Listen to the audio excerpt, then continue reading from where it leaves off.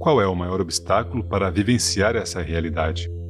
Identificar-se com a mente, o que faz com que estejamos sempre pensando em alguma coisa. Ser incapaz de parar de pensar é uma aflição terrível, mas ninguém percebe, porque quase todos nós sofremos disso. E então consideramos uma coisa normal. O ruído mental incessante nos impede de encontrar a área de serenidade interior, que é inseparável do ser. Isso faz com que a mente crie um falso eu interior, que projeta uma sombra de medo e sofrimento sobre nós.